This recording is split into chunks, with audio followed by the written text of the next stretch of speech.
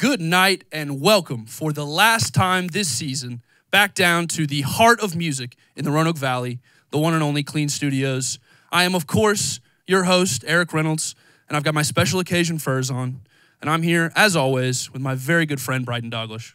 Yes, sir. Season finale, season 2. Real quick before we get to the music, all the introductions, want to shout out the production team. My guy behind the camera right now, produced by Crash. All-time leading cameraman, Will Jernett. Maxwell Clean, providing the space. Klean Studios, amazing place to do this. And my man Ron with the sound effects, setup, production, everything. We could not make this possible without you guys. 32 episodes down. Let's get it. They're all absolute blockbuster episodes. I know I say that every time. But this is an absolute mind melter of an episode to end our second season. We've got Zoom here with us. We've got Heroux, and we have 808 Ray down here tonight joining us for our very special season finale. Crazy. And as always, I want to bring you some unreleased heat. So here is Zoom with his song, Lady. Enjoy. Run it.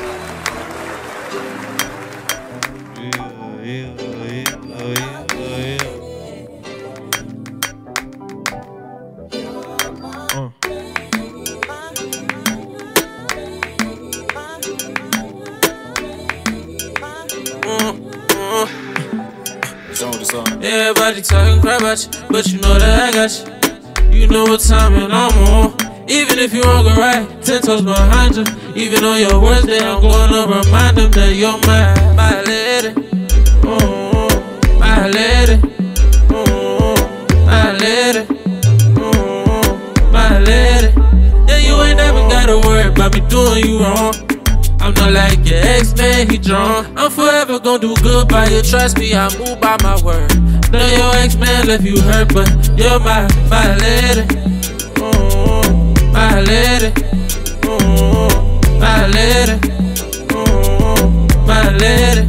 You ain't never gotta lie to me, keep it 100. Try to lift you up and keep you up, even when your day's not sunny. You gotta tell me what's wrong, communication comes first. Then we pray to God, he gon' help us get through the worst, through the pain, through the sorrow. Yeah, through the rain, pray that we up by tomorrow. Whole things change and we going somewhere more from the past. Let's make something that's gonna last. Oh my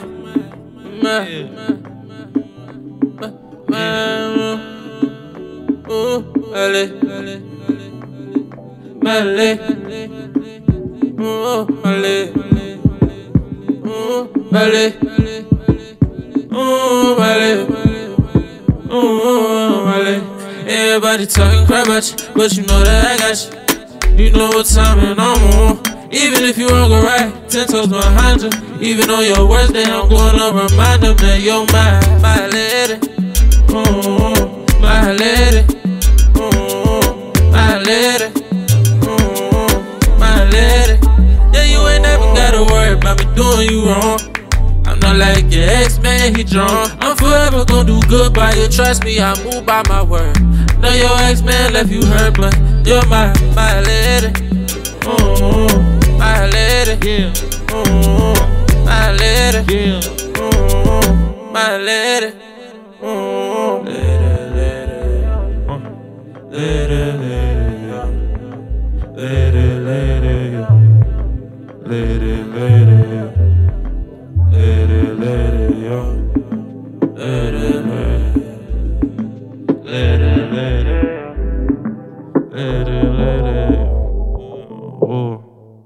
You did. That's the boy. Zoom in the building, you feel me? Thank y'all for having me, man.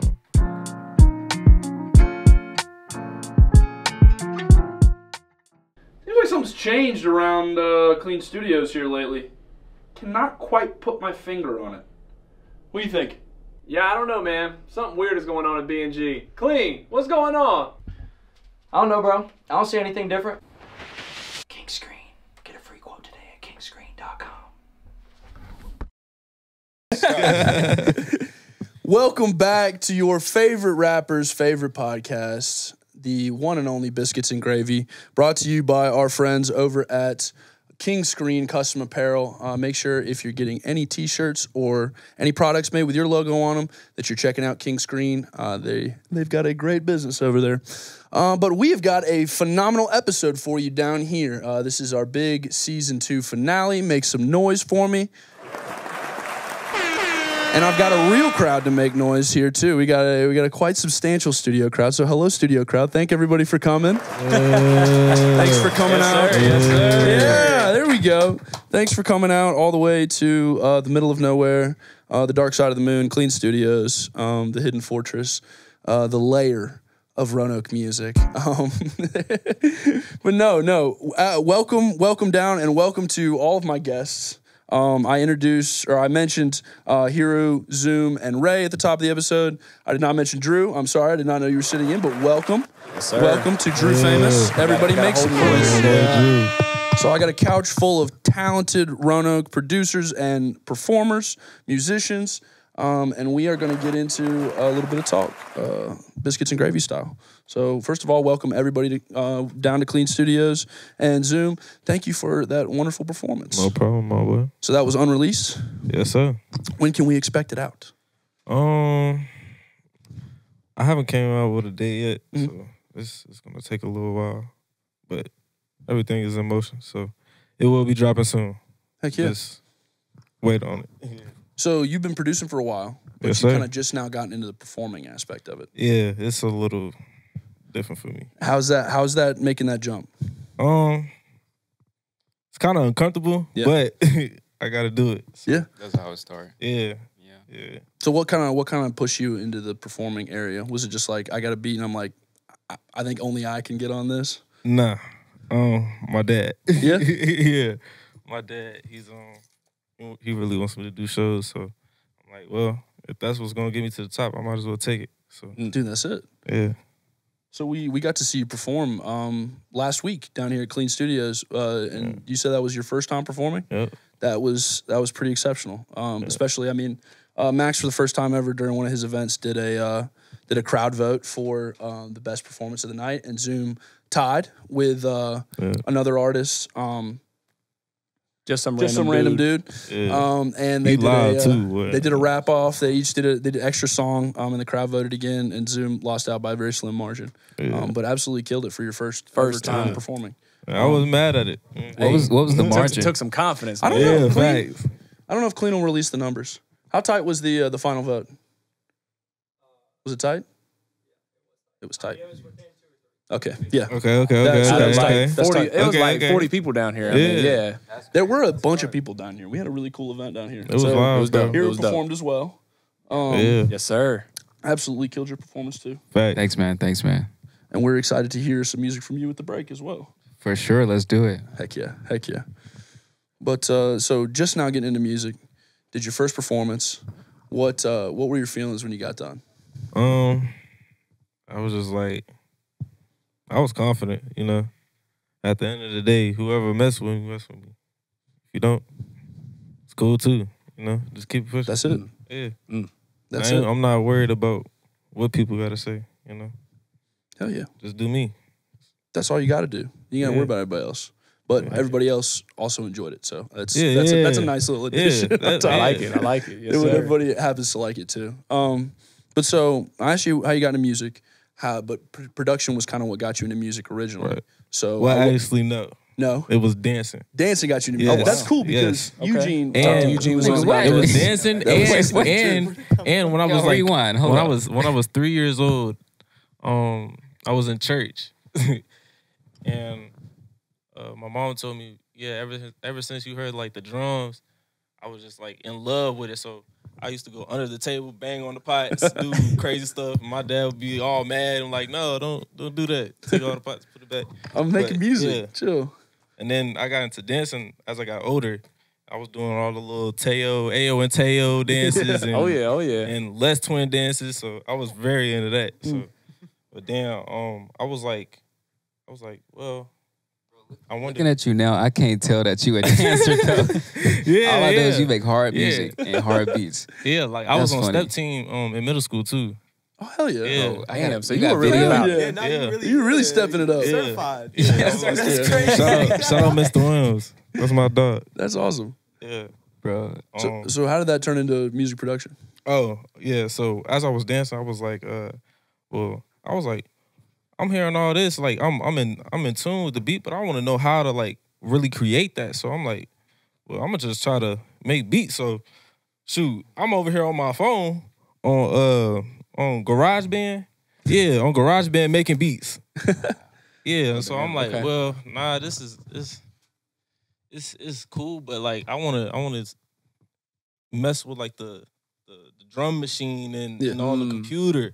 And I'm over here seeing Zaytoven doing all this. I'm like, well, dang, I want to do exactly what he doing.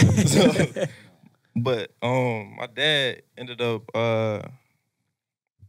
locking me in with this competition. Was Ray's thing. He had a little beat contest so we can get in to actually work with him for his little beat count. Not little, no disrespect, my bad, bro. My bad, bro. My bad. Grandma at dinner, bro. It's quaint, tiny little movie. But yeah, so so I got into that. But my dad like booked a little studio session, so it was like out in the projects, I think, somewhere. I don't know where it was. He had me somewhere, but you know, he was like, I'm gonna get my son into this because he was really passionate. You feel me? So he was like, this is a studio. We're you gonna make this. So he throw me into anything too. So he's just the type to just push me, you know, just push me. So I'm in the studio and I'm on FL 12 and I'm like, bro, I don't know what I'm doing. Like this John look crazy to me. I'm like, it don't look nothing like my phone. It's not GarageBand. So I'm like, yo, like, I want to be with the big dogs, but shoot, it's a lot to learn. You feel me? So I'm over here making beats, and the first beat I made was just trash. I mean, dog doo-doo. Like, bro. But it was okay to Ray, you know? So I got into Our joint was crazy, man. I was like, I thought it was Wait, I got a question for you, Zoom. Do you keep your very first beats, like at least the first 10? I got all mine, bro. I ain't gonna lie. Kept everything. Because that shit might be like worth a lot of money in the end. Like, you know, later on. This like, the kicker about that. Bro, I lost all my beats twice. No. Yeah. Yeah. I know that. Yeah. I'm just now getting back on my. Yeah. Bro. Yeah. Make sure you have your hard drives, bro. Make sure you have everything you need before you get into this, because I did not know, my boy. A nice new hard drive without a frayed cord. Yep. You know, get a USB-C one, guys. It's. Bro, we going through that right now, Please, bro. Like bro. literally, I got a WD drive. Not promoting the brand at any means necessary right now, because that shit is like almost $3,000 to fix right now, because it got a motor failure, and it's like all my music, music lab students, music, beats, projects. I'm just like, bro, no. I cannot let this all go down the drain. The WD drive failed on me in 2019, and I lost everything that I'd been doing. I feel like they're the worst drives. The whole album, literally, I was doing. Yeah, WD fuck. Well, there goes our. I don't know if I trust. They look cool, but they not cool. WD, bro. Yeah, I don't get one. I saw a protester from video somewhere. It was like behind the scenes in a studio, and they had all their masters on CD, like all physical disc. Seeing that shit on, I seen it on Instagram, and I was like, well, you know, here we go. It all comes back in. It's all one circle. That's a lot of CDs. That's a lot of damn CDs. That's a lot of fucking CDs. You ain't gotta worry about a CD crashing on you. Oh man, You might get a couple scratches and skips. couple, yeah. That's it. That's at the very least. Well, I kind of want to pose that question to everybody, because I feel like everybody kind of does production that we've got on the couches here. So, like, what was that first moment that you were like, okay, let me get into the production side of it. Let me start making the music. You start over here. Yeah. I wanted to hear Ray's story, but I'll go here and start. For me, it was I started in band, right? I started playing instruments. Okay. Middle school? About ninth grade, Grade? High school? Ninth grade. Oh, yeah. I hopped on trumpet, was Pooh Cheese is what they call it in band. And long story short, a friend of mine, he actually was like making beats on, I think it was, I want to say Logic. He was making beats on Logic. He would bring a keyboard in the band room, and I'm at like Cashmere High School in Texas, right? Houston. And I thought it was cool when he would like, you know, it was cool when he'd play the piano, you know, make piano sounds, make horn sounds. But when he pulled up the 808 sound, I was like, God damn, that shit hard.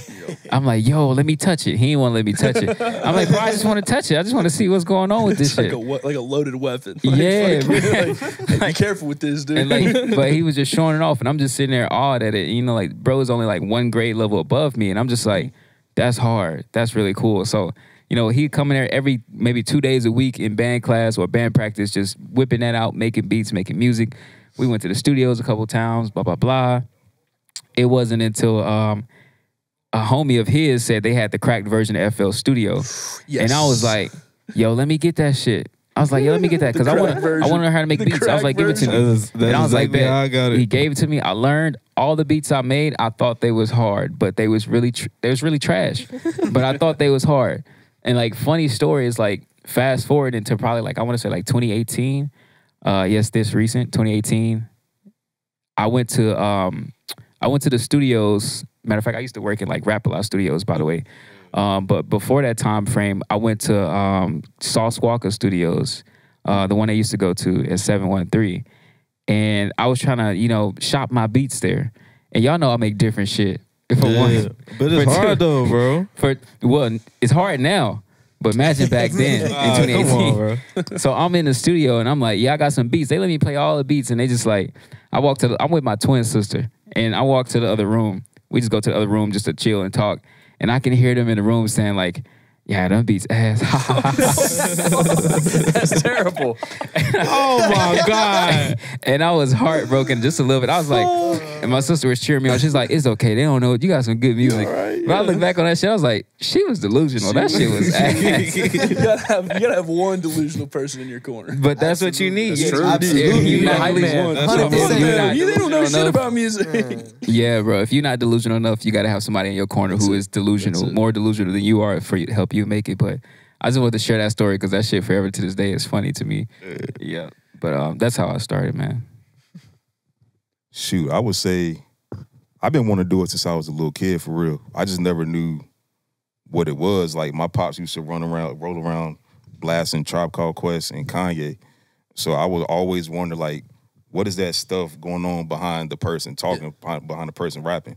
But as a kid, I didn't know it was a beat. I didn't know it was music. I just liked the sound of it. Sounds good. Yeah, so, as I grew up and learned what it was, high school, about 9th, 10th grade, my sister's friend gave me a crack version of FL10. So that was like, I had GarageBand first, and then I got the FL10. Yeah. So after I was just working on FL10 for about a year, the next year in high school, I took music, like an electronic music class. And that's when I knew, I was like, yeah, this is what I want to do. Because like, for me, I hate school. Yeah. I hate waking up for school. I hate getting on the bus to school. I hate walking in the hallways. I like going to the gym and the cafeteria. But the only class I ever liked in school was that electronic music class. So that's when it clicked in with me, like, this is what I want to do in my life. So, like, long story short. Hell yeah. Can you shout out that whoever that teacher was? Mr. Havens. Dude, Mr. Havens, man, legend. That's crazy. And you went to PH, right? Shout out PH. That's dope. We've had a lot of talented musicians that have come through PH. Yes, and they've come through the music department at PH too. So shout out supporting music. I'm out of Fleming though. Yeah. Shout out Fleming too. Shout out Fleming too. Yeah. A lot of great artists from the city, man. Absolutely, both sides of it. I got a follow up for you though. When you were talking about your thing, was there ever a desire to be on the other side of that? A lot of great producers jump on the mic at some point. Was there ever a desire? No? Okay. Never. To this day. To this day. I was always interested. A lot of guys do that because, Zoom, he's doing his thing. You're doing your thing. You guys came from the production side. Yeah, they got of things. They got that side. And you guys I'll stay on this side. Okay. And you guys are killing it. So it's like, I always wondered. You got to try it one day, bro. Come on, Brody. But, hey, I got flows. I ain't got the words to put to them, though. Yeah. I do mumble tracks. You could just... Yeah, I fuck with them. They hard. Yeah. I hum on it. That's I hum it and I give it to Klean and he puts the stuff on it. You got songs? Yeah, I have a whole album out. Damn. You just gotta find it. It's a secret Bro, what if your engineer was this hard? I must have been asleep. Yeah, check this. What if your engineer was this hard that you can literally like mumble a whole track, but he gonna turn all that shit to words and he's just like in the end, just like, yeah, that shit hard. Hey, that's how Future done said, like, off Tony Montana. He's like, I don't even know what I said on that hook. I do not know what I said. Good. But you know what? It was hard. Tony Montana. Yeah, the people was fuck with. That's why, like, my one song, Women I Lose To, like, when I mumble in the beginning, bro, what I learned, I took this information from Designer, right? Because he said this shit in a podcast one day. He was talking about, like, I know, you know, people, they bro, let me stop. he was like, people, like, they, in music, bro, the vowels, the A-E-I-O-U's, that's what people fuck with, right? Yeah. So when I'm doing that in my music, I know people will feel the melody more than they even care about the words these days. Yes. So it's like, and then I'll go into my words. But for that song in particular, it's doing so well because it's getting love and hate because people are like, yo, what the fuck are you saying? The beat's hard, the song hard, but what are you saying? I'm like, keep listening, you'll figure it out. You know, at the end of the day. Poetic device, dude. Hey, all my AP lit students out there, that's called assonance. Look it up. Assonance. Put him on game. Damn. That shit up right now. Check me out. If I'm wrong, that'd be hilarious. He's fact checking you right now. I've been wrong before on this podcast. Yo, I'm an Embarrassingly information so, geek. actually. Assonance, it says in poetry, the repetition of the sound of a vowel or diphthong in non-rhyming The man stressed knows what he's syllables talking about. near enough to each other for I the got this echo camera. to be discernible. That is right. That is cool. Check Now I me know out. what Check me out. Sometimes I know words, random words. All right, that's tangential though. That's Another cool. word. What in the world? Sorry, get up. Just showing I off. want to get into your intro story. How did you get into music? Yeah, I ain't never made a beat in my life, but I've rapped since I was like 11. I was really into Lupe Fiasco when I was a kid. Fuck yeah. Like Push. Lasers, like I found that album. And it taught me a lot of worldviews that I wasn't previously aware of. Like he was speaking out about like the government and like literally talking about Gaza Strip getting bombed back then. You know what I'm saying? We're just living in a cycle, right? But as a kid, I was literally like 11, 12. I didn't really know what it meant, but I knew that it was important. And I just wanted to be a part of it, I guess. I don't know. It's kind of crazy looking back because I definitely wouldn't have chose this as my path as an adult, right? Yeah. Like that's crazy, bro. Like I want to be a rapper. Like what? But that's all I know at this point. Like I grew up through the music lab, you know what I'm saying? Like I went to the studio instead of playing sports and shit. Like I just went and recorded. Music lab put me on stage when I was 14 at a TEDx concert. Like at a TEDx talk, rather. And we did the music. I just found that shit like a couple weeks ago. I remembered that. Yeah. I'm like, damn, I'm 10 years in now. Like I really, Wow, yeah. Music Lab really kind of put me like professionally in music as a kid when I didn't really know anything. That's really cool. Yeah, bro, and I've just been doing it since. Like that's all I know. I grew up in it. Like all my connections, everybody that I know makes music at this point because all the people that I've ever been around have been artists. Not just music, but you know what I'm saying? Like that's literally all I know. Like to the core, like that's kind of it's built me off of that. I've met so many people, I've learned so many different perspectives on life. I think that's the most important thing that I take from it. Because again, like I don't do music, I don't know shit about a chord, a melody. I don't even sing. I rap. I say shit. Literally, I just say shit.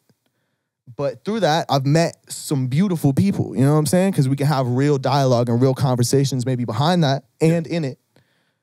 But yeah, that's really what brought it to me is just, you know what I'm saying, conversations, learning new perspectives, saying something, standing for something. That's dope. Yeah. Absolutely. Very well put. Absolutely. Yes, Yes, I mean, sir. that's kind of why we started this whole thing was like, really because I love spending time around artists. You know, I don't make a damn thing, but I do love talking to people that create things, and getting to see their perspective. And getting to have those conversations, and that's kind of where this is sprung up from. Man. So it's cool to hear you say that. You make this, bro.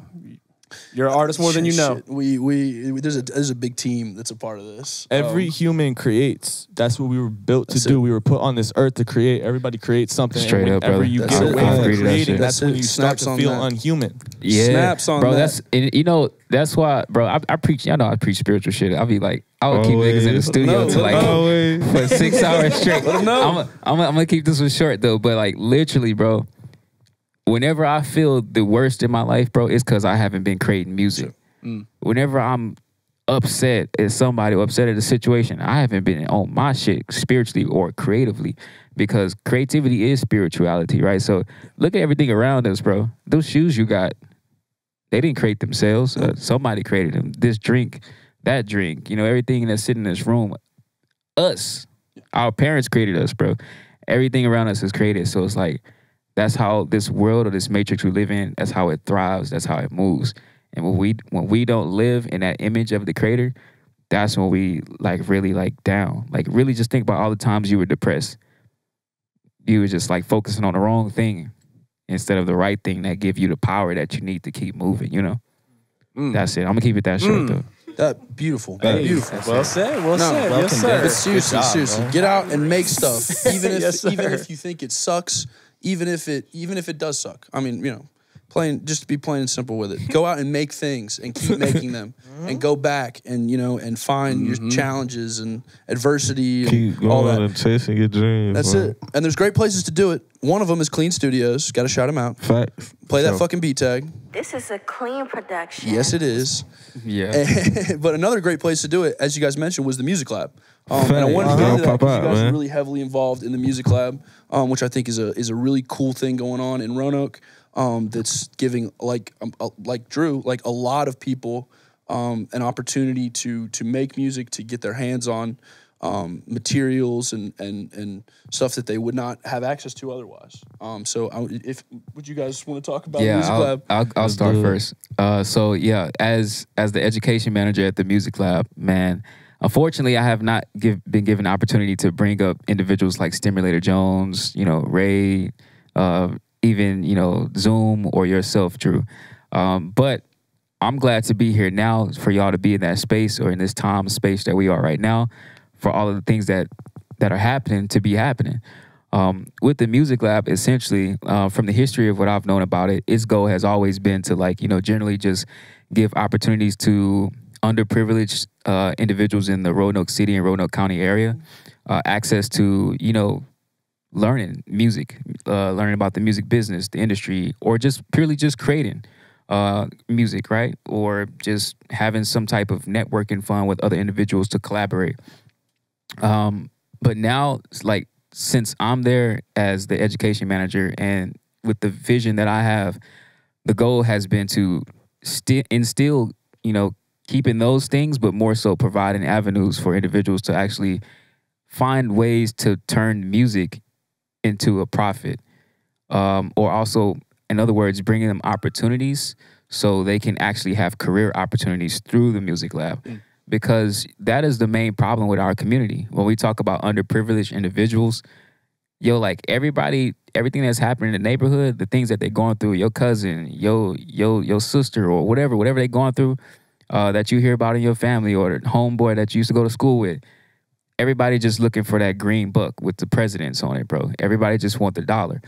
But when you mix that with the people who got passions, you hear about people who got NFL, bro, everybody had that one dude in school that should have went to the NFL, bro, but he did some crashed out shit. Yep. Yeah. And you just bro, what the fuck? But it's I see that too in the music industry. Young people who have musical talent as producers or songwriters, rappers, whatever it is, and they just crash out because they're hanging around with the wrong people. Right. So having places like the Music Lab, for me, is to make that a safe and open place for people who are into music to come and just potentially save their lives from that destruction and invite them to something different. And I know the motivator is a lot of times just, pure creativity, but on the back end, everybody wants to figure out, okay, at some point you want to figure out how can I turn this passion into paper, right? Facts. At some point you want to figure that out. Yeah. So having opportunities now I'm an A&R with Push Audio, so it's Yeah. I want to give opportunities for people for sync licensing, like any producer, songwriter, boom, come on. They'll put you on, I'll put you on, whatever, however it's going to work. You got Zoom, you got 808 Ray, you got other individuals like Stimulator Jones, anybody you can think of. I want to build a network. So if somebody's talented, we push them in this direction if that's where they want to go. And then they just take advantage of the opportunity and maybe it'll turn to something bigger. And that's just it. And with all the people that we, plan to invite to the Music Lab and everything that we do, some late nights we've been there, some early mornings I've been there. It's just all for the better. Just trying to create an environment that's safe for everybody to just create. Really, that's it. That's man, excellent. that's dope. Yeah, I mean, it's like you were saying about your dad. Sometimes all you need is that little push. A little push. Someone yeah. to give you that little Yes, push. sir. But that's really cool. So you guys have been doing over there, aside from your regular day-to-day stuff, you guys have been doing some beat camps too. Yeah. For I sure. wonder if you guys would talk about that, because I know you're involved with the beat camps. Let everybody know kind of what that is, and then also I kind of wanted, what's it like working with kids? What's it like working with young? I mean, I don't know how young they are, but like, what's it like working with like the younger generation? The crazy part about it is it's not just the younger generation. It's older people too. Yeah, like, so the whole community. Yeah, like the whole really community. Cool. Oh, that's is dope. like, Cool. So it's all ages. That's really cool. Yeah, all That's ages. dope. Yeah. That's dope. And that's how I wanted to do it. This like I was like I think it's dope that I'm sorry to cut you off, bro. Like, bro, having all ages, bro, because I got so many calls and emails about people just like somebody who's 25 or 27 or hell even 30, 40, 50, just like, I want to learn about music, FL Studio, production. I'm like, well, if we say we for the community, bro, let's just bring everybody in. You never too old to learn music. Like, I don't discriminate. And I'm just like, I don't want to shut anybody off from a dream. This person could go on to be the next Timbaland at the age of 40, and then they just you never know. And all he needed was somewhere to go learn FL Studio. Right. That's it. And I'm just like, you know, order the network, however it looks to them. But yeah, man. Not any age gaps. But teaching with kids, yo, it's really fun. I'm gonna be honest. I'm teaching at West End. The smaller groups they're very difficult, but it's really honestly the most fun actually because they enjoy the music and just seeing their face light up when you create a simple chord or you just create a simple bar or hearing them create raps. That is always fun. And that's why I love, you know, working with the music lab because, yo, working with kids, even the ones we work with at the B camp, like, you know, the ones that half of them that weren't the adults, or when we're working at the Almira workshop, and how you can take kids who, in the beginning of day one, nobody knows each other, but like by the end of the camp, everybody seems like they knew each other, and it's like those type of moments and creativity when it's mixed in with it, it's like it's super amazing to see it all unfold. You know, for the most part, crazy. It's always amazing. I mean, that's bigger than music. You know, Sure. you can. I mean, Sure. We live in an information age. I mean, you can teach yourself anything on YouTube. And you can get really good at something, but there's something to be said for getting together in a group like that. That's Community, man. All ages, you know, from all backgrounds, and just kind of get together and create stuff. I think that's He kind of just said exactly what Drew was talking about. He feels like he's come up with just artists at this point. He grew up with them almost, so it's like you know, same thing he's talking about, that the younger generations getting to do the same thing. Man, shouts out to the Music Lab. That's dope. That's how I know Zoom. Literally through Ray's camp a few years ago. There you go. I just pulled up to say what's up to Ray and to see what was going on, and like I rapped on some of the kids' beats and shit. That is and crazy. Zoom was one of them. Ray, and I still, you know what I'm saying? Like he was young too. He was in high school. I was like, I don't know, it's 20 something, 21 or 22, right? Coming out of high school. That's crazy. And at that time, I was in the little like beat making class in high school.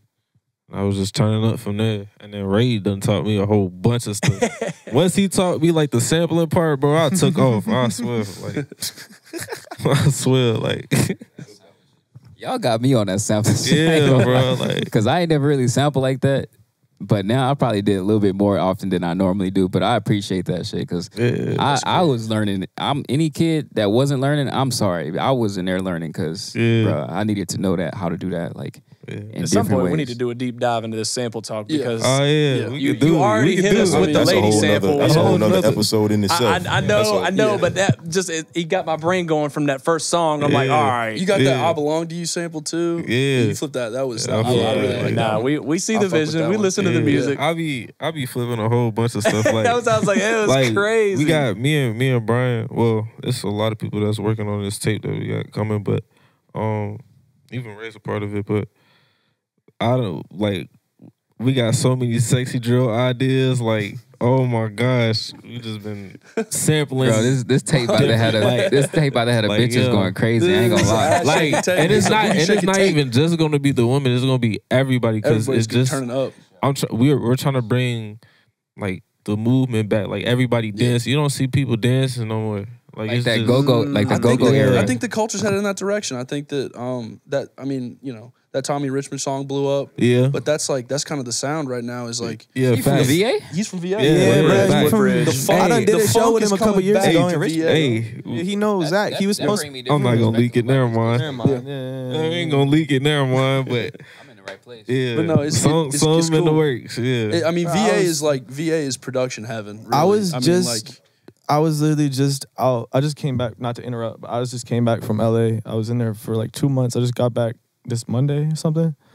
And I was in a session. I was in Rick Rubin's studio, bro, with 20 other people from Virginia, bro. Everybody's from Virginia. Like literally every single person in there was Shout from out somewhere in VA, Virginia. dude. And they didn't even know where Roanoke was. They don't know where nothing, bro. It was literally everywhere. And we all was only there because we all knew each other from VA. Yeah. And we was out and everybody got different calls to pull up. We just like, oh yeah, I know you. Oh, You're oh from wait, VA? what's bro, it's crazy. Just not to, you know what I'm saying? No, but really, we just that, different right now. that really proves that point. Like VA is like VA really has always been production heaven. I mean, I don't feel like we have to go anywhere at the moment because it's just it's blowing up so fast, bro. I'm with you 100%. There's nowhere bro. to go, and that's. I mean, I think it's doable. I think you're a great example of that. I'm like you've stuck around in Roanoke. You've helped build that scene.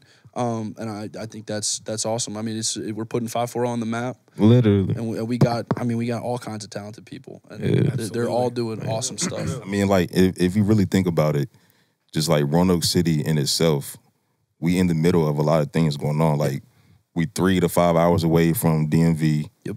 3 hours from North Carolina, where everything popping in North Carolina. Like we right in the middle of everything. Facts. It don't take nothing but a weekend drive in either direction. Absolutely. To get and it you're popping. in Memphis, Even you're to in Atlanta. Charlotte, Atlanta's not you're far. Yeah, it's a Atlanta, weekend drive. Like you're right in the I'm middle. about to get a sprinter and just like, bro, we should start on the road. We should start doing this shit.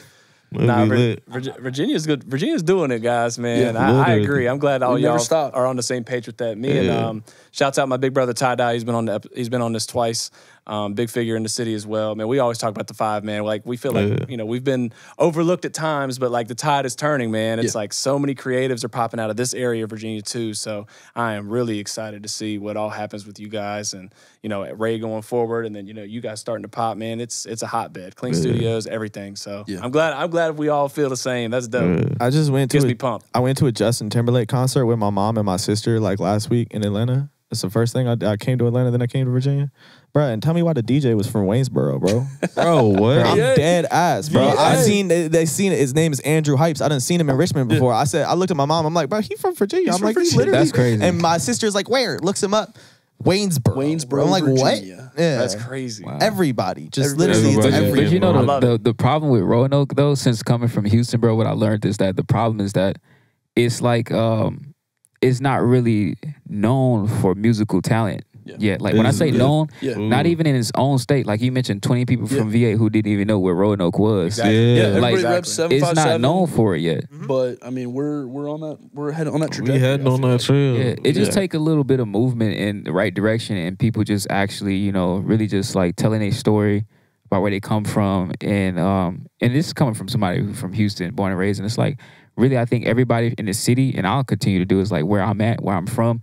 Roanoke, boom. Everything that's happening, Roanoke, check this out, boom. This is what's happening over here. And you only can do that through 2 ways. It's just collaboration and, just that's it. And whatever way you can, the opportunity you can, and just let people know where you come from. Like, absolutely.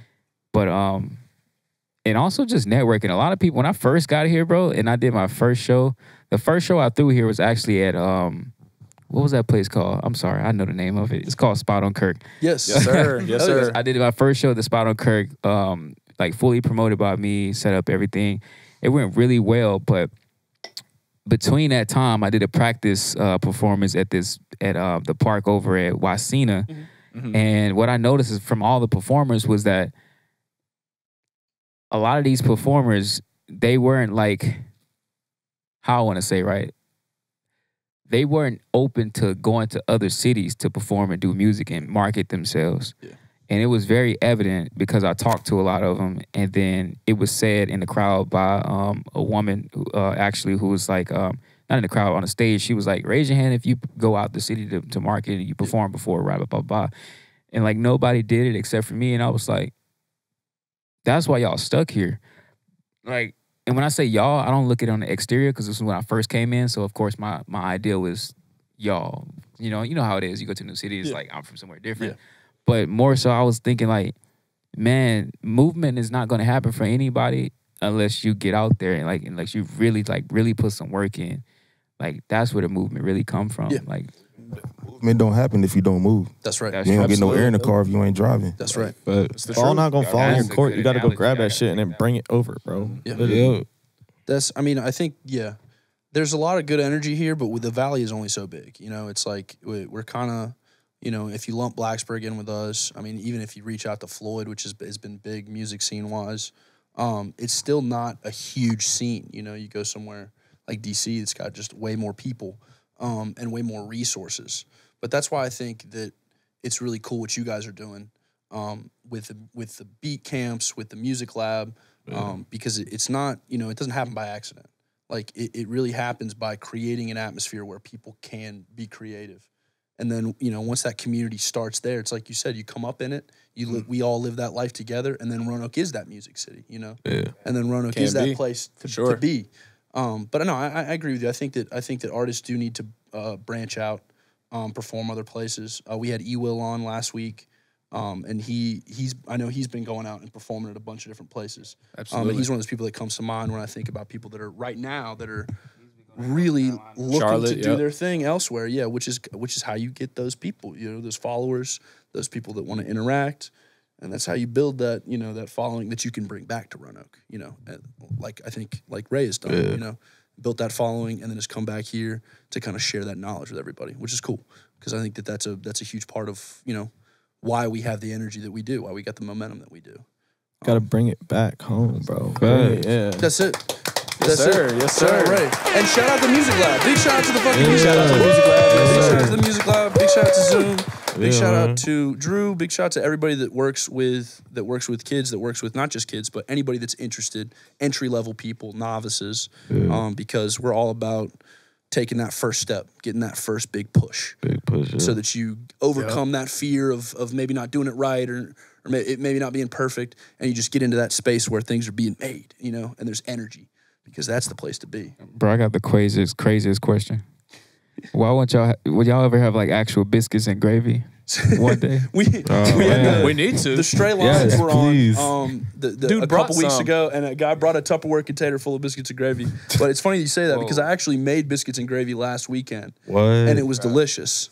Like y'all should just like have like an entree of biscuits and like different flavors of gravy. I need to do, And just like, yo, just try it, you know? That's Sweet potato biscuits. Just I'm gonna jump fuck in. those up, by Just the way. jump in. I would love to do it kind of because I was thinking about it while I was making it. Because I mean, Sit over there hungry as hell, bro. This whole time. The first thing he said to me, he gets out the car. He said, "I ain't ate yet today. I got my whole lunch with me right now. I'm about to go inside and eat." Hey, for reference, Heroux is on a fast. We didn't even dap him up yet. He asked me. He asked food me for is right some here in the dressing. front. He's like, you got salad He said, dressing? "You think you got salad dressing in there?" And then if you got your salad dressing, that's the weirdest thing Clean's ever been asked for. Yo, everybody know me. I'm a eater, bro. Like I'm a just. He eat well though. He eat well. He don't just eat, bro. He eat good food, bro. I gotta keep eating, man. Yeah. Putting the kids Are on. you sure? Are you vegan, plant based? Bro, plant-based. I've been plant-based, straight, vegan, vegetarian. And the reason I name all three, because they all different. Yeah. Plant-based is when you eat like all those storage counter, like fake meats and all that stuff like that. I've been there before. Yeah. Raw is when you eat, vegan is when you just straight up raw. No cooked food, no grains. It's just straight up, you know, juices. That's what I'm doing right now. Juices, nuts, berries, salads, whatever it is, right? Vegetarian is when people who mix in like cheese, they eat eggs, because for some reason people think eggs are I don't even fucking know why.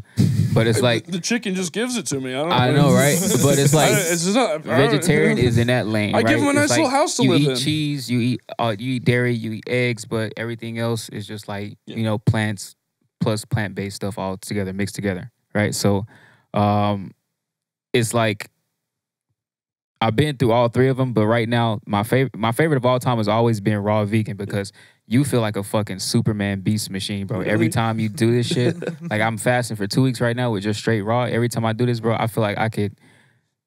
I don't want to say that, but I feel like I can like. I can fuck for hours. That's what I was gonna say, but I feel like 223,000 hours, bro. Yeah, bro, my mind. But I feel like, yo, I could do anything, man. Like every time, bro. It feel like cocaine, but in a healthy way. Like, damn, they give you horsepower energy, bro. Like for real. Hey, that's crazy. Dude, hell yeah. Well, on that note, guys, hit up your local Kroger, buy a naked juice, you know, dip your toe in the waters of being a fucking superhero. I don't know. Yeah, man. I don't know. Try it. Get you right. I'm whatever he's doing, I'm doing the exact opposite. All processed foods. Really, only me. You know? And I feel like shit. So you know, I think it's a testament. Hey, the proof is right here. The proof is very literally in the pudding. I mean, you saw my sweaty ass up there in my big fur coat, you know, and it's no, but That is crazy. No, but we are. I think we're crazy. gonna take a little break. Let's get it. Oh, man. I've been looking for hours, but I can't find a good custom apparel company in Roanoke. Nobody can meet my very specific needs. Oh, hold on, man. Let me hook you up. You heard of King Screen? No. Bro, this is one of the best custom t-shirt and apparel companies on the East Coast. I got me one, but I brought you one too. Check this out. What the heck? Did you take my shirt off? No. I just got you right with that new King Screen tee. Well, this thing is pretty dope. Yeah, what'd I tell you? Custom. They have a website? Yeah, kingscreen.com. I'll have to check them out. Yes, sir. Let's do it. Run it up. Ladies and gentlemen, we are back from the break. We had an excellent first half of the episode. And at the top of the episode, Zoom blessed us with some unreleased music. But this track is released, so I encourage you to go find it on any streaming platforms.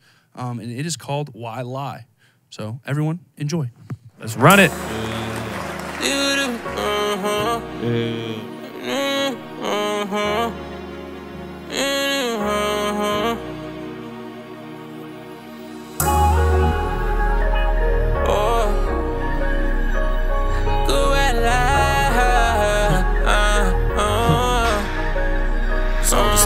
Okay, it's 3:51 in the morning.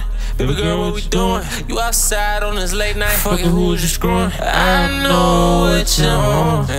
We know what you're on. So why would you try to lie to me like that, baby girl? Why lie? Yeah. Why lie? Go why lie? Go why lie?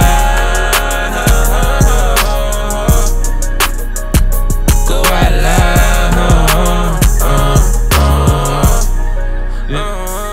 I keep on trying. You say you wanna be with me, but I held wide. But you fucking While I'm on the road, while I'm doing shows. I can't do shit but just feel whole. But the crazy part, I know this shit will happen. I can feel it in my stomach. Now my love for you is damaged. I got a lot of shit to manage. My goals and my dreams. You too invested in your emotions. You wouldn't understand it. You gonna wanna do what you want, but you can't do that shit with me. Hell no, you cannot slide off on me. Hell no, I ain't going for it. No. Hell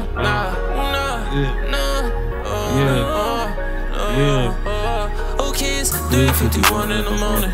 Baby girl, what you doing? You outside on this late night, fucking who was you screwing? I know what you're on. We know what you're on. So why would you try to lie to me like that, baby girl? Why lie?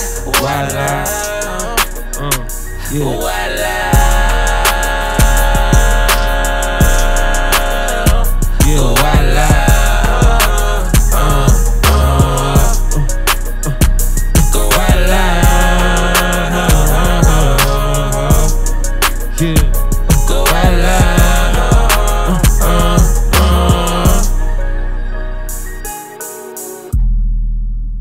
Yeah, man. Shout out Klean Studios, man. Thanks for having me, man. Turn up. 5-4 in the building, man. You feel me?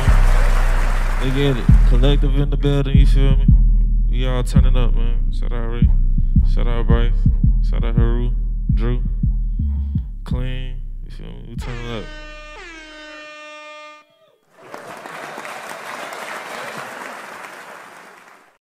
Dear Biscuits and Gravy listeners, have you ever wanted to be the kind of distinguished gentleman that hangs art in his house, pays his taxes on time, doesn't have $20,000 in credit card debt? Well, I've got a rare opportunity for you. See, we've got all kinds of great artwork hanging around here in Klean Studios, and it's actually for sale. Bri, tell them a little bit about this one. Man, let me tell you something. It's something my co-host Eric Reynolds did not do. This artwork is called Dress to Impress. It is by my man Jonas Malozzi. We have shown his artwork before. Just wanted to give him a quick shout out. This guy's the man. But let's get back to the music. How about that? Let's do it. My man Heroux is going to show us something about holy matrimony. Let's get him out on the stage. Let's run it.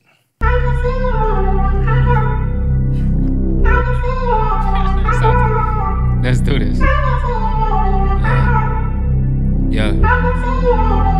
Code 9 shit, baby. Hey. Fuck your exes, fuck your friends, I don't like. You wasn't playing, you had a man, I wish you knew that, yeah. We had plans, you know what I'm saying, I know we adapt. Where they do that, shaking that ass, bring it right back, yeah. Grind on the pussy, stir like macaroni. Holy matrimony, yeah, she nasty something. Baby, take off all your clothes and just go ham salami. Girl, I know you want it, I ain't holding nothing. Hey, she bugging, dog, get me out, biting on the covers, we making love, midnight, I'ma hold her down, won't let her talk to me nice, beat her with my love, she know I'm naughty and nice, oh I'm naughty, you know I'm naughty, I know you.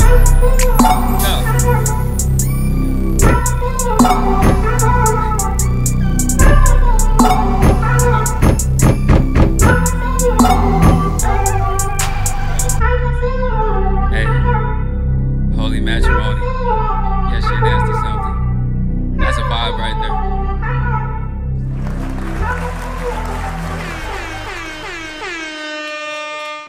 All right. Yes, sir. Appreciate y'all for having me. Hey, what's up, Biscuits and Gravy listeners? My name is Maxwell. I'm the director and part-time host on the Biscuits and Gravy podcast, and I want to get y'all tapped in with a company called King Screen. They do custom t-shirts and other apparel like this clean merch I got on, and that's behind me. And they also do embroidery and other promotional products like cups, pens, and this bag. They got no setup fees, fast turnaround time, and free nationwide shipping. And that makes them one of the best custom apparel companies to work with on the East Coast. You can get a free quote today at kingscreen.com. All right, let's get back to some more Biscuits and Gravy. Ladies and gentlemen, we are back from the musical break. We got another song from Zoom, and we got a song from Heroux, and both of them absolutely killed it. Thank you guys for coming down here and blessing us with the music. And stick around. We got one more performance from Heroux at the end of the episode. And yeah, so the other couch has changed. DrewFamous is on the road to Hollywood, so we wish him safe travels. But we have NateG on the other couch here. Another excellent producer from the Roanoke area. I feel like I've got a fucking infinity gauntlet of Roanoke producers, and I'm adding stones. You know, I'm adding all of the stones. It's like, I'm just gonna put my infinity gauntlet together and be all right. But yeah, so we had some excellent music from y'all. So that's out on streaming platforms and everything? Holy Matrimony is not out yet. It's actually an unreleased song that's on a planned project we're working on right now. Yes, sir. We get it all first. I keep telling you guys, we're the source. We are the spring from which unreleased music Get flows. it first. And where else are you getting this? They don't have this on WDBJ7. Jeff Hanowich is not bringing you heat. Calling a shot. Okay. There he goes. I love on Jeff the Hanowich. news. Sorry. We'll get you on eventually. No, but dude, some excellent music from y'all. So talk to me kind of about that project. Is this the project we were talking about at the break? Yeah. So it's called VAs for Lovers, and the whole goal was the idea. I think one day, how the fuck did we come about this idea? Bro. I think I just woke up one day and was like, yo, Zoom, I got an idea. But what if we get everybody to work together on a project? And, we just all make music together, and we call that shit VAs for Lovers. Yeah. And, it'll be some sexy drill. And this was after I made that song. Like, when I first made the beat to Holy Matrimony, I was, like, excited about it when I was done with it, from the point of I'm hearing about it till I'm done with it. But I had been knowing that Zoom been making beats like this for a minute, and in his own way, in his own style. So I was excited to call him up, be like, yo, bro, I just made this beat, this song. Bro, this shit. Bro, we got to do a project that's going to have all this shit on it, but it's going to be mixed with, like, pop, a little bit of R&B. It's got to have that feeling, make people dance, et cetera, et cetera. Yeah. So shit, we just been working fast on it pretty much, and the whole goal is to just kind of just you know, pour out the culture of, you know, mainly Roanoke's scene of music, but Virginia's in the scene of music and spread it through the DMV of what we would like to call, you know, I guess our version of like sexy drill or whatever it is, whatever the beats that are on there, bro. Like, it's just more so like, just really just collaboration, bro. It's just a collaboration project, really. Yeah. That's all it is, just something like that. We're excited about it. I'm very excited about it from what I've heard. Bro. Yeah. And just kind of the whole idea behind it. So when can we expect that? You guys have a release date in mind yet, or no? You don't have to drop it. I don't know. Not putting any pressure on. We're not gonna drop it for right now. Yeah, we're gonna coming soon. Not coming soon. It's coming. We have it, but it's like I don't want to bring any promises. Yeah. Don't make any promises. Yeah. That's okay. Yeah, we putting a lot of work. You know, we're trying to really go through with it. So excellent. Just trying to stay down. If it's anything like what we've heard so far from y'all, it's gonna be crazy. We're excited. We're very excited. We were very excited. Yeah. Thanks, y'all, man. Yes, sir. Yes, sir. Always. Absolutely. And you got to be excited for your first kind of like full project rollout. Yeah. That's got to be kind of cool. Yeah, well, I got 2 projects rolling up. I got this one in my own. Nice. So, yeah. You're a busy man. Man. Yeah. Good. That's crazy. Good. Stay busy. Stay busy. Yeah. We need some of that music. We need that sound down here. So we asked everybody else how they got into music. NateG, I wanted to ask you as well. So, I mean, it's kind of a lot. I was thrown into a lot of stuff, like when I was young, by my parents that I didn't really want to do at the time, but I was kind of glad they did. Like choir and piano, I was in for 10 years. Drums, I played for 5. And then really what started, like, me using FL Studio and trying to get good at beats was my brother, because he was starting to get really good. And honestly, I just started because I wanted to be better than him, because I'm always like a really competitive person. Yeah. So it really didn't come like from like just loving music at first. It was kind of just being competitive. But then I had my own love for it because he kind of fell off with it. Did a different path of audio engineering and majored in that. Cool. And then I just stuck with it. And I found my own love for it. So. Yeah, very cool, bro. We need audio engineers too. Shout out audio engineers. Yeah, shout out to him as well. But he really went to college for it. So. Heck yeah. Everybody need everybody, man. It takes a whole village. It takes a big group of people to make really good music. And that's why I think it's cool that we've got such a flourishing community down here, because it's y'all are all kind of resources for each other, and resources for other people that are looking to grow their music. But I think it's cool that you mentioned it was your brother kind of got you into it. Your parents kind of got you into it. And we talked about that push, you know. Sometimes at the time you're like, I don't want to be pushed. Yeah. But you know, in retrospect, you're like, this is good. Yeah. I definitely, like, I ended up quitting piano lessons like probably like 4 or 5 years ago, but I still wish I would have stuck with it. So I still know a good bit, but I might get back into that side too. But my brother was definitely a huge influence on like what I listened to and everything. So very cool, dude. Heck yeah, dude. How does like your choir background, like how does that play into like finding samples and like? I think it does a little bit. Some of the songs I didn't really like that much that we were doing, but I was in there since I was like 4, till I was about 16 or 17. Yeah. But I think it had more of an impact on me wanting to start singing and like making songs as well, and then eventually just recording other people, because that's what I really love the most, is producing and engineering for other people. So very cool. Cool. Heck yeah. Love to hear that. Yeah. Love to hear that. Well, I wanted to get into asking Ray a couple of questions. But first I wanted to start off with Brighton actually told me a very fun little story on the way over here. So Brighton, if you would lead right in with that. This is facts, yeah. So this is way back when. I really don't have a timestamp on this, but I was like at least in high school, and I'm 25 now. So Ray been doing his thing for a minute, and all of us that make music or look to music in the city definitely saw his success and admired it and, you know, stuff. So, yeah, bro, we really have, you know, seen your work progress and trying to be with you from the jump. Thank you. But, yeah, bro, but way back when, man, I think I was in high school. I don't know what social, if it was even email. I remember I just followed you on stuff and you said something about beats. And I'm like, I know I can't afford an 808 Ray beat, but I have got to see what this man, like, and I DM'd you or whatever, and you just told me whatever the price was at the time. I'm sure it was much less than, and man, I was like, that's so dope that you took the time to respond, stuff like that. And I even responded back, like, man, I'm like 16 or something. Like, man, I do not have the bread for this. but I was like, I appreciate you even taking the time to respond to like a young kid. So that was just something small that I was telling him about. He's like, you got to say that. So that's dope, man. We've been rocking with you from the start, man. And, you know, can't wait to see where you continue to go. Yes, sir. Always. Always.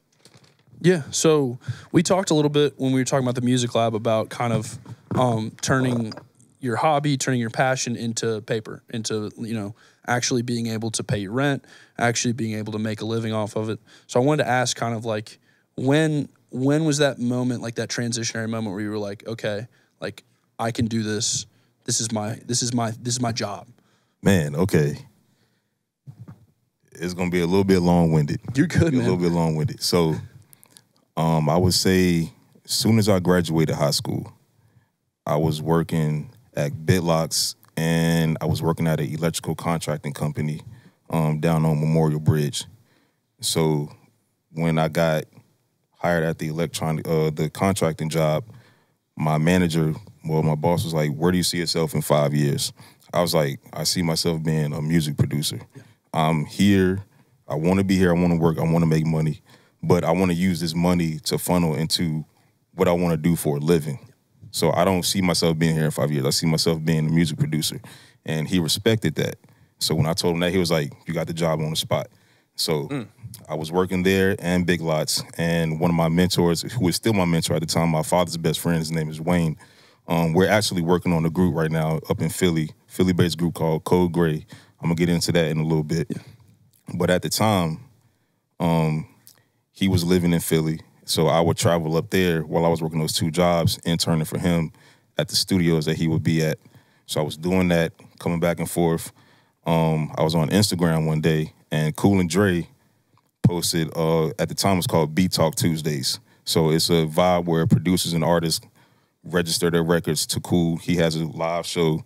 He'll do like free critiques and everything. So I was like, I gotta get in on this. Yeah. Like, didn't even think my beats was up to par, but I was just shooting my shot. Yeah. So I was doing that. Didn't get not one play for like a year. Still kept doing it. After that year, Cool finally played one of my vibes, and he was like, he really messing with it. So he was like, all right. So he hit me up after the show. You know, we exchanged contact information and everything. So we stayed in touch. I'm still at the parents' crib making beats, sending them off. And then sooner or later, long story short, I landed a placement with Currency. Like, man, Stoned on Ocean. That was like the first major project we've been on. I had like 4 or 5 joints on there. So it was then at that moment I was like, okay, this joint getting real now. I gotta level up a little bit. So after that, working, still sending stuff. I'm still in Roanoke at the time. 2016, was it 2016? Nas album Done came out with Khaled. Yeah. That was my like first big placement. I didn't even know that we had it. So at the time we had a family van. So we coming home from church going to Golden Corral. So we all in the family van. I'm in the middle seat just like ominously looking out the window. I get a call and it's Dre. Dre like, congratulations, Ray, we got one. I'm like, what do you mean? Wow. We got one. Got one with Khaled. It's called Nas Album Done. So I sit there, I get off the phone. I'm like, yo, I'm like screaming at everybody in the van. We go to Corral. I'm like, yo, y'all never believe what happened. They're like, what? I just got a placement with Khaled and Nas. So like everybody, we going crazy on the van, everything, go to Corral. So that was the snap for me when I was like, okay, this joint is serious. Wow. So eventually they flew me down to Miami with other people too. I was only supposed to be down there for like a week. Yeah. So stayed there for a week. They put me up in the hotel, going back and forth from the hotel to the studio.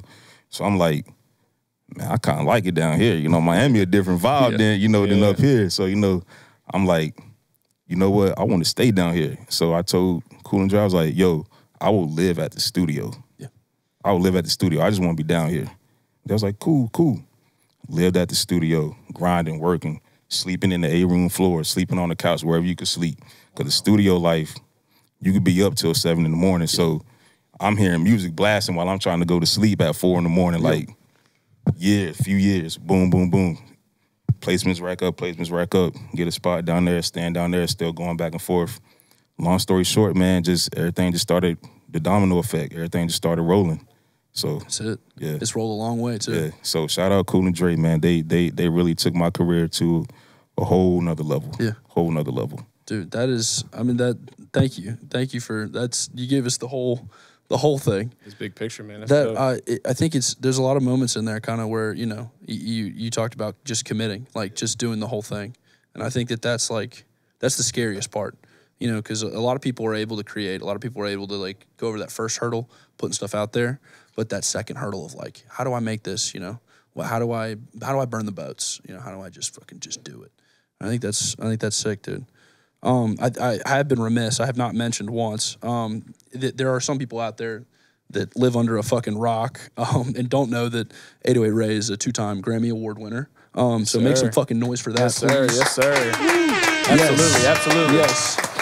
2-time Grammy Award. Not once, but twice. So I did want to ask you, you know, the first one comes in and you're like, how do you feel the first Grammy? You're like, man, so we all chilling at the studio. We in the C room. We just watching the Grammy Awards. So we're sitting there, we're looking at the categories. We like, all right, it's Jay-Z and Beyonce. So in my deepest of hearts, I'm like, they probably got this in the bag because it's Jay-Z and Beyonce. But you never know. You never know with the Grammys. So yeah, you never do. You never know, Macklemore. Man. Yeah, you never know. So when it came on screen that they won the award, me and my one of my best friends, Smitty, amazing producer, engineer, we worked together a whole lot. We just went crazy. We were just screaming. Yeah. We done burst open the doors. We went outside. Oh yeah. We got our first Grammy. We got each other up crying and everything. Like, so yeah, it was a very surreal feeling. That's crazy. Very surreal feeling, man. Like I wouldn't trade that feeling for the world. Yeah. Like crazy.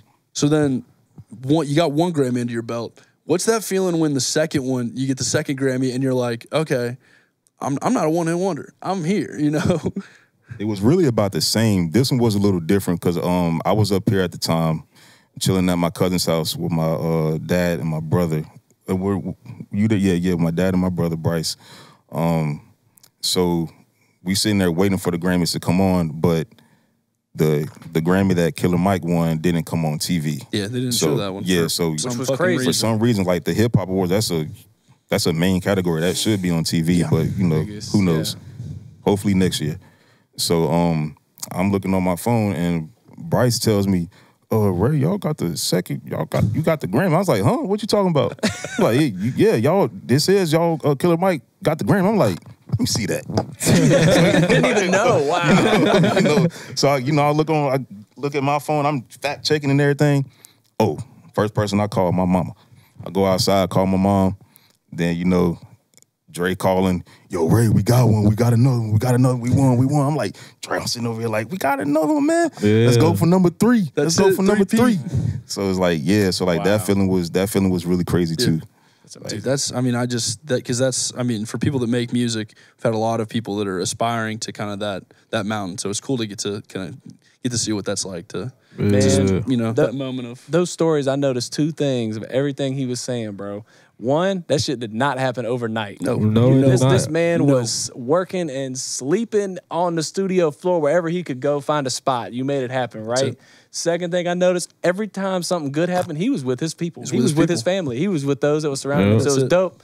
That is a dope thing it was just a recurring theme. You're like, oh, I'm with my brother, I'm with my dad, I'm with, my family, coming home from church, all that stuff. I'm like, that's dope. So, this didn't come from nothing, man. So, definitely congratulations to you. And yeah, that's, again, big for the city, The next generation is sitting right here too. So. Absolutely. Absolutely. Yeah, I was doing a little bit of research because I was going to ask you about, because I've always been curious how it works, with producers and bigger artists, whether you actually go out and you're in the studio or whether you're sending beats off or a combination of the two. And then I saw somewhere where you had said that a lot of people do send beats off, but that you actually prefer to be in the room. It's a combination of both. Yeah. It's a combination of both. Both ways are effective because with the way technology is now, you can be in Italy and still do as much work as someone that's in the room. But being in the room is still different because I could be on FaceTime with y'all right now, but it would be different because we're not feeling the energy together. Like you got to feel that the energy. You got to read people's moods. You got to read the room. So all of that is better because you actually build a rapport with the person. You build a connection with the person. So and then like in doing that broadens your horizons, and it changes the way you work. Like being in the room with different artists and it changed my workflow. Okay, so this person is this type, so I know what I got to do right here. Yeah. Which before me just sending beats to this guy, I didn't know he was like that. Right. But now being in the room with him, now I know how I got to operate. Yeah. So it makes you better at your craft actually being in the room with people. So oh yeah, that's cool. That's cool. Yeah, because I'm always really curious how it is to work with like bigger name artists, because I feel like you hear good stories, you hear bad stories. And I won't ask you to delve into any like dirty specifics, but like what has it been like, kind of like graduating to another, like, because I mean they are like celebrities, so they act differently than normal people. At that level, I'm mostly a fly on the wall. Yeah, I don't say too much, I don't do too much. I listen and I take in game. So and working, I always tell people we always got to shoot. We always got to shoot, but we got to work laterally as well. Yeah. Because working laterally is going to train you, it's going to build you, it's going to shape you, it's going to mold you. So when you do get that big person, you already know what to do and how to act. Yeah. So when it's you just emotions. Yeah. So when you don't go through that development and the light shining on you, and you mess it up, you're done. Yeah. You can't win a championship if you don't practice. If you don't go to OTAs, like you got to do all that. Yeah. So. Yeah, so working laterally, I do that to this day. Yeah. To this day, I always will. Like now I've worked so much, like every situation is pretty much comfortable to me now. But when I first started, I'm nervous. Like still to this day, I still get nervous. Like that's just who I am. That's just part of it, though. Yeah, but doing that training and like not training, I don't mean to say training, but like working and building myself up, I've gotten better and more acclimated, more comfortable to being in studio situations that beginning I normally wouldn't have been. So that's it. That's the whole, like, to play like a pro, you got to practice like a pro. So it's like you got to bring that professionalism everywhere with everything you do, so that when you're in that moment, it's not like, oh shit, I got to rise this moment. It's I've got it, all the things. And then when you get like that, you usually do more than what you need to, and you end up playing yourself. Yeah. So it's just So I say work laterally, get used to the environment, get used to everything. Then when that big moment comes, you'll be ready for it. You're right there. I wanted to, I imagine you've worked in a lot of really cool studios. And so definitely some like, some big spaces that are like real professional music setups. So I wanted to ask, like, what's something that you do, whether it's like something you bring to the studio or like an action that you do that kind of makes you feel at home in these kind of big spaces? I pretty much do the same thing everywhere. Yeah. I bring my laptop, I set up. It don't take much for me to make a beat. It's usually just my laptop. I'll probably have a small keyboard if need be, but I usually just use the keys that's on the laptop. So my setup is the same everywhere I go. Yeah. I don't even need to be hooked up to the main speakers. I get a little iLoud speaker and I'll be straight. Yeah. So the old school. Oh yeah. So doesn't matter if you're in the crib or if you're in the fucking Taj Mahal. Yeah, the laptop's there. Give me a laptop and some speakers. Yep. That's it. Yep. That's it. Hell yeah. Bro, what do you think about that? That's crazy, bro. It's something out of nothing right there. He doesn't even need that many materials. Don't even need the damn keyboard. You're at the keys on the key. You're at a higher level, like you said. It's crazy, bro. You took piano lessons. How hard is it to play piano on a keyboard? It's not at all the same. It's not comparable. I could imagine. Yeah, it's ridiculous. Yeah, really easy to press the wrong key. Yeah. Fuck the whole song up. So I got a question for everybody. So where are you when inspiration strikes you most? Is it in the studio, or is it like, I don't know, in the shower, or when you're mowing the yard, or when you're when you're getting groceries? Like where's the moments where you have the like, oh dude, I gotta get right now is me walking in a park or around my neighborhood, Yeah, that's where I get my inspiration from. Do you keep the laptop on you and then you just No. He's like, shit, wait, I got an idea. Hold up. Does anybody have a hotspot I could use? Nah. I mean, you don't need one for FL. Yeah, you're off the map. You can do it anywhere. Yeah, facts.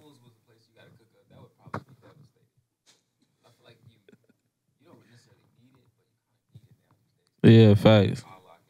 Yeah, it's extra. Shout out Pro Tools though.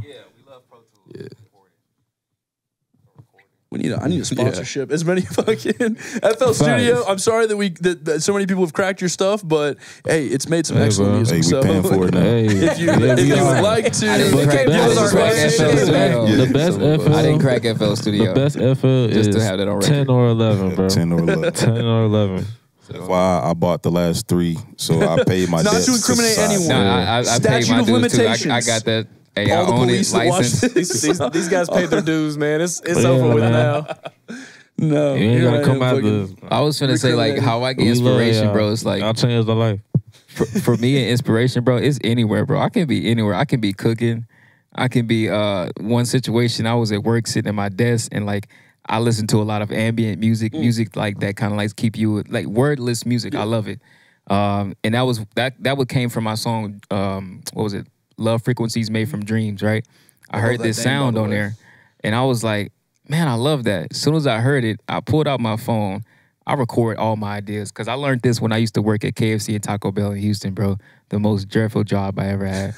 And Was it one of like, the combination ones? Yep, combination one. No. And bro, it was terrible. Bro, so much nasty shit went on in there, but I ain't even gonna speak on it. But it's like, man. but anyway, it's like, so I'm working in there and like, I was making beats at the time, but I always was trying to figure out, man, how can I record my ideas? Like every time I had a beat idea, I was like, bro, I can't even make the beat. And sometimes I'll try to hum the beat, and then I'll be like, I'll hum the melody or whatever. Then I listen back to it when I get home after a tired day at work to try to make the beat or the idea. But I realized I lost it all, or I didn't hum it correctly, or it was too much fucking mechanics, machines making noise, so they couldn't even catch the melody. Because I'm trying to do this shit while the order is in motion, and I got to make a taco. I'm like, no, I'm trying to hum this shit in, then go home and make Like, it. And I said a Crunch Wrap Supreme. yeah, no, for real. He's like, Bro, no, fuck you. Let me get this melody down. Bro, I hated making those motherfuckers. I'm not even gonna say that. That was He the remembers. worst. You just brought back a bad memory. Oh, shit. But inspiration, like with Love Frequencies Made from Dreams, bro, it was one of those things. I was listening to the music. It was like maybe 28 minutes into this 3-hour long track on YouTube, because that's how that shit be. And it comes in and it's like, no, no, no, no, no. If you ever heard that song before, you know what I'm saying. But it comes in and I'm like, and it's doing its thing. The bass line is nice and thick.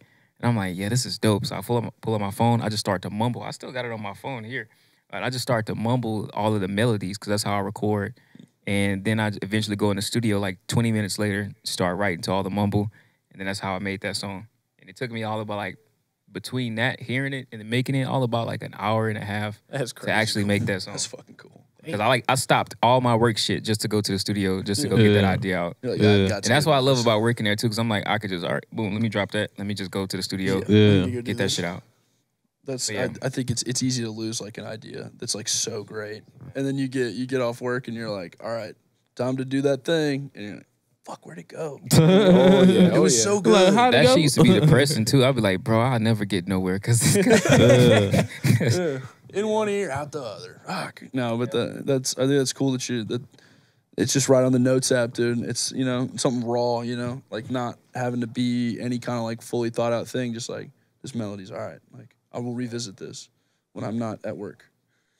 That's cool. I keep that shit. Like, I keep all my old shit, like as I was telling you, because I feel like the way the scope of the music industry is now for artists is like, bro, everything is really leaning towards like that DIY independent artist type shit. Yeah. And it's like everybody's breaking away from streaming. So we're breaking away from that. It's like you have to figure out ways to, in your independence, make real connections with your fans. And also, of course, try to turn it into income, because we all know we don't want to be starving artists, right?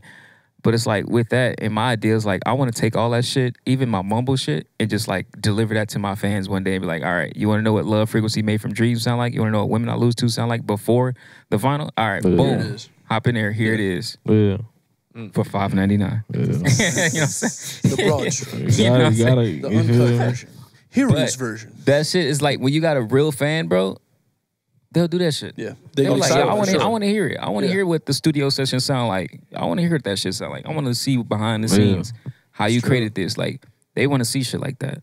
Yeah. So like that's why I keep everything documented. I keep it all. Just never know when you gonna need it. Yeah, Facts. What about y'all? Where's the inspiration get y'all? Shoot. No, you go. Right.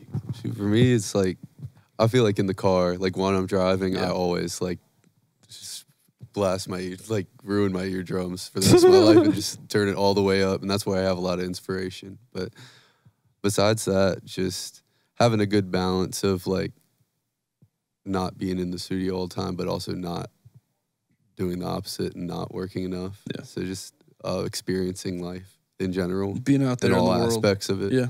And just that's part of it, I think. And that's what it makes music. I mean, yeah. It's not really just like a thing that you sit down and do. It's an amalgamation of the things that have happened, emotions, you know. Exactly. Like, feelings that you got while you're just out and about, and then you get to translate that onto the track or whatever you're making. Yeah. Pretty much get inspiration from anywhere, really. I can be chilling. I got a beat block. I'll play some Madden, play some Call of Duty or something. And then something will strike. I'll be like, all right, so after this game, after this match, I'll hop on some beats. Yeah. But I actually got inspiration from a dream. Like, I actually woke up and remembered the beat I heard in my dream. And I was like, I got to clock this in. I got to clock this in and go straight to the laptop. That is hard. True story. That's cool. True story. I woke up, like, I remember the melody faintly, but I remember the drum pattern. So I put the drum patterns down. And then I searched through samples to chop up for that drum pattern and made a beat like that. Like, that is hard. That's fucking unconsciously cool. I had one of those things come up one time. Never did it though. I tried, but I forgot the shit by the time I opened it up because I had a dinosaur window, so it took a long ass time to open. While you were sitting there waiting for it to open, it was just it was gone. Yeah, it was gone. That's crazy, dude. Dreams are powerful, bro. Dreams are scary, powerful. That shit is like. That's magic. Like, that shit is literally magic. Like, people dream shit and I don't know. Brains are wild, I'm getting told by production it's about that time to do that thing. Oh, you want to do that thing? I'm getting told. Damn, do we get told things now? Yeah. They're on top of it way more than I am. Like I said, I just come here to talk. You let one fox into the hen house. I'm telling you, trying to think. And the next thing you know. So let me break it down for those that aren't used to it with the B&G crew, Biscuits and Gravy. We got a thing called Gravy's Gauntlet. We got some rappers here. We do a little live freestyle, and it's for fun. This is not, we don't need you to do no funk flex freestyle. We are not expecting that. This is not This sway is purely in the for morning. fun. It could be 10, it could be 10 seconds. It could be 2 minutes long. It could be 5. I don't care. I'm not going to stop you. It don't matter. So we're going to do a little freestyle session. We have 2 beats curated by 808 Ray himself. Maxwell Klean has him queued up. 808 Ray got some beats to us. We appreciate it, man. That's a blessing. Thank you. Let's see what happens. I don't care who does it, who goes first. We're just gonna drop the beat and whoever feels it, go. So let's go. Maxwell Klean. Let's get it. 808 Ray beat number 1. We have a name for this, Ray? Colorless. Colorless. Let's go. Hey, yo, Ray, you did that. Hey, old man, new wave, colorless blue shades. Old man, new wave, colorless blue shades. Hey, I just, and she got the toupee. Hey, not the way, and she got the suede. Yeah, I got cool. You had that. You had that. I did. Slide down the block. I saw the eyes. Shoot them 2 times. Boom, boom. Made them stop. Damn.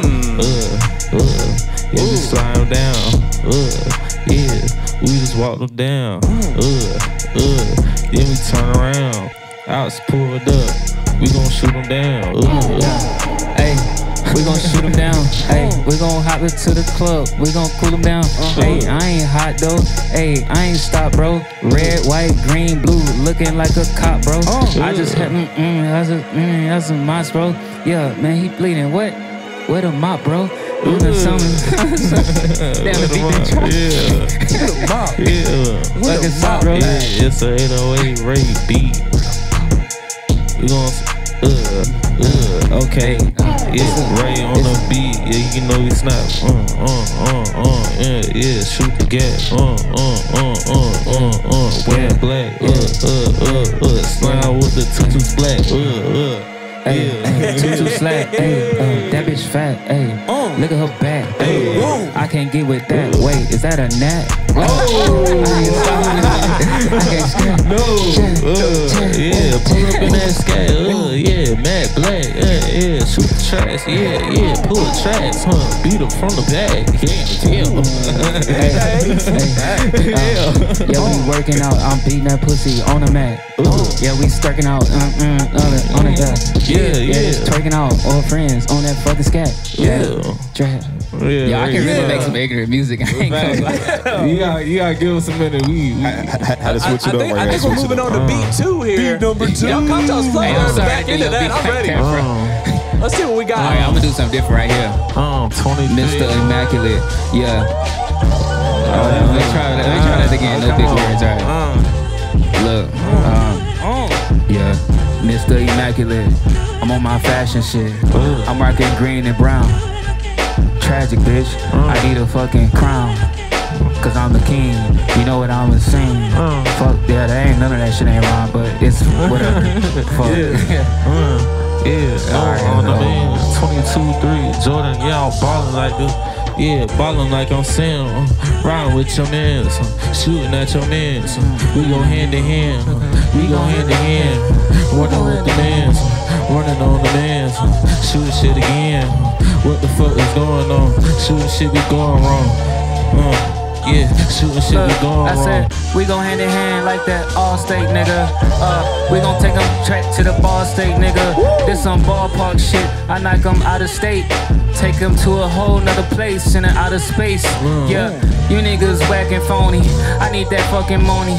I need to go to Mars and Seas and get some fucking phonies. I mean the cellular dyes and the diamonds and them grows in the crime. Yeah, no shine shit. Yeah, I'm on my John shit, no shine. I need that fucking no crimes, I ain't Diddy. No, that's I drop them nuts and balls in my city. I mean, shout out to them blood niggas screaming bitty. I need them hugs out the sea. Shout out YSL, free slime. Yeah, free slime about the pen, we rhyme to the music, groove. Got a old soul, like good music. Hey, yo, Ray, you did that.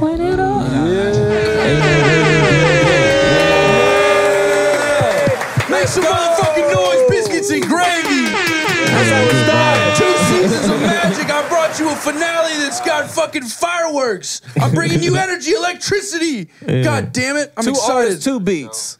2 artists, 2 beats. Killed them. Traded off. Perfect. What are you doing? We got 2 artists, 2 producers. It's crazy. That's hopping on beats and shit. No, that's it. I'm saying, that's it. And Nate making his own music too. That's it.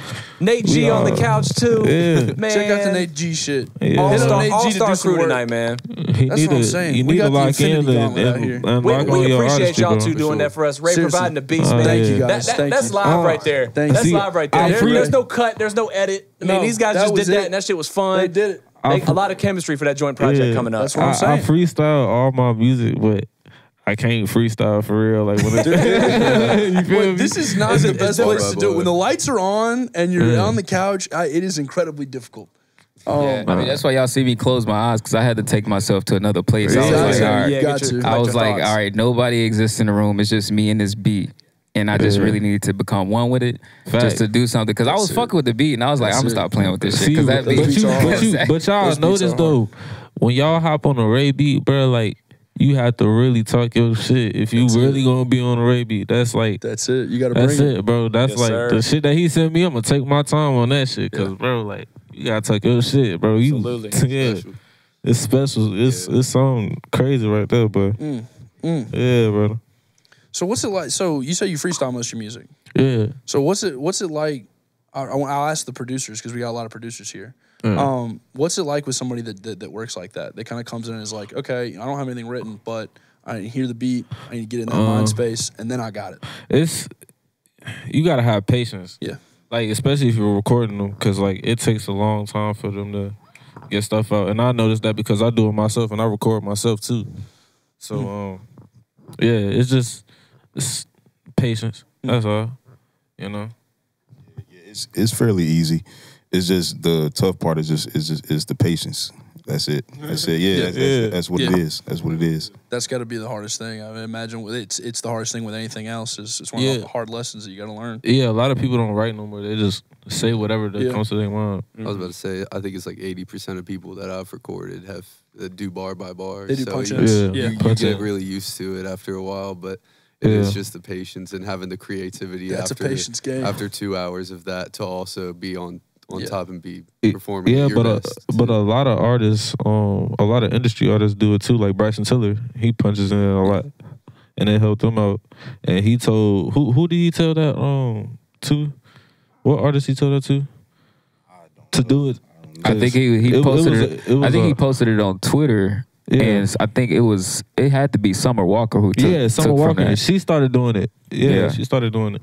Punching in is like is A1, bro. Like I tried it, but I wasn't successful. You can go back. Yeah. One bar. Yeah. Do it piece by piece. Yeah. Putting the puzzle together.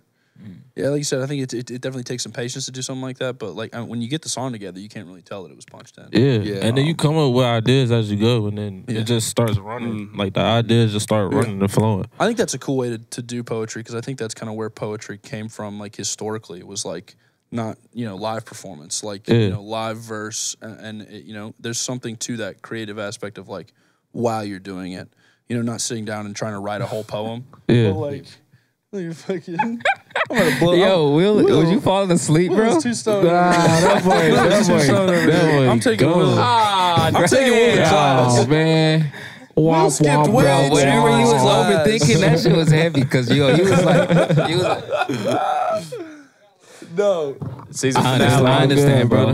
You calling it out word. What was on? I know, same, bro. Everybody, I got you, man. But whatever weight it is, bro, just let it go. Be in the present moment. Be at peace. That's it. Be at peace, Yeah. man. That's where it's at. Be at peace.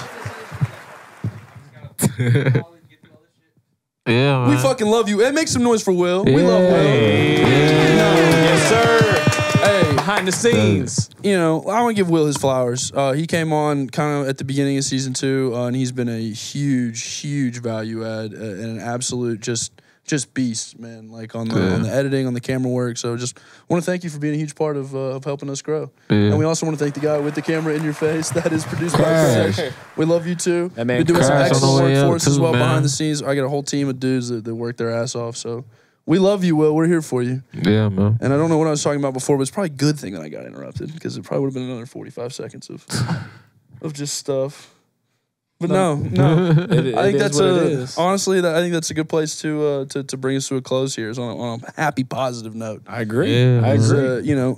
We're all in our various teams in life. Whether that's work or whether that's the music or creating or hell, your family's a team, your friends are a team. Right. So make sure that you're putting the best team possible around you, because if you get people like this that are about moving, that are about making things, that are about creating, about growing, then you will grow too. If you surround yourself with great people doing great things, it's hard not to get involved.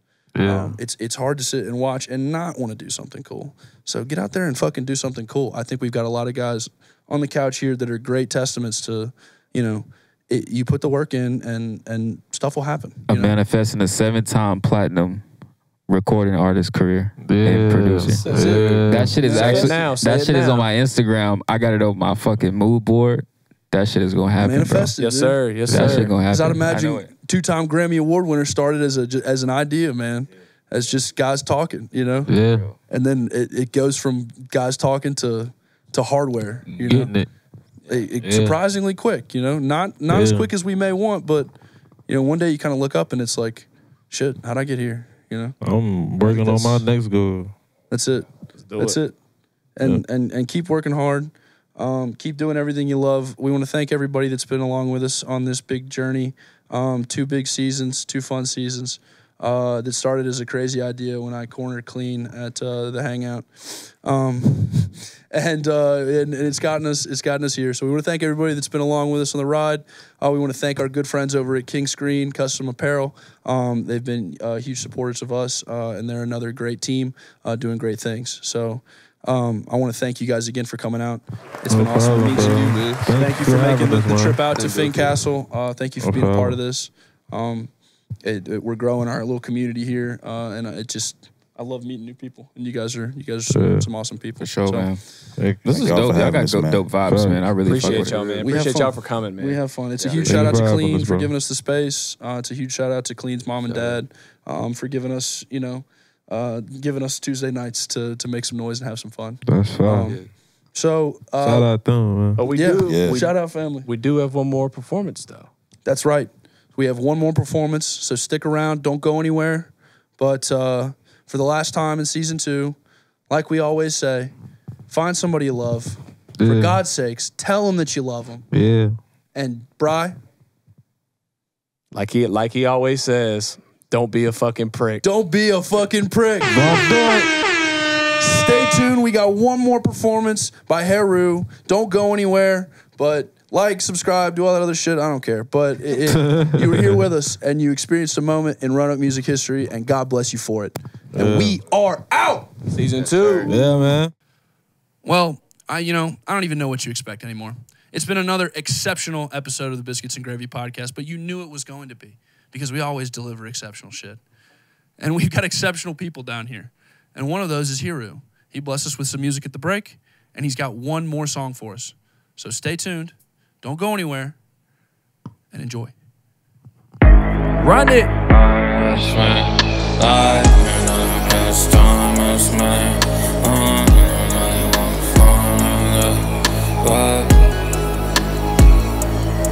You wildin' on me, girl, I just don't get it. What did I do? I don't deserve this. You childish, you just do that shit to get me.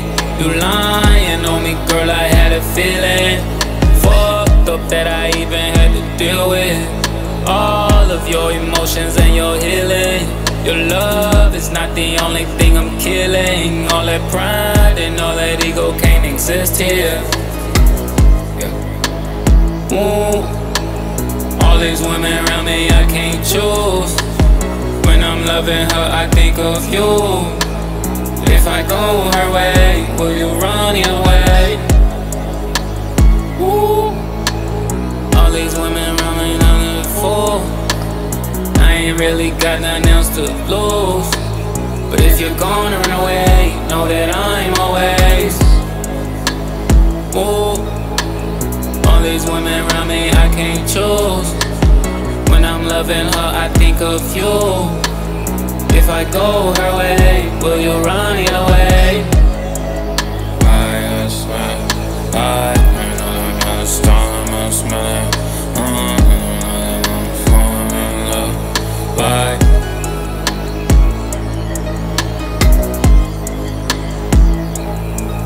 Yeah, let's go. If you're gonna run away, gonna run away, know that I'm always.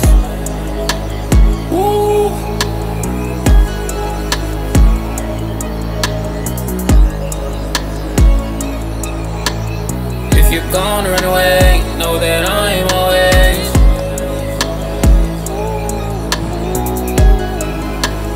Freestyle, if you're gonna run away. But if you're gonna run away, know that I'm always. Make some motherfucking noise for Heroux! The last performance of season 2, ladies and gentlemen. You can find Heroux on all streaming platforms. Make sure you check out with him. And that performance was brought to you by our great friends over at King Screen Custom Apparel. Make sure you check in with them for all your t-shirt needs. And for the last time this season, this is B&G signing off. Season 2. Yes, sir.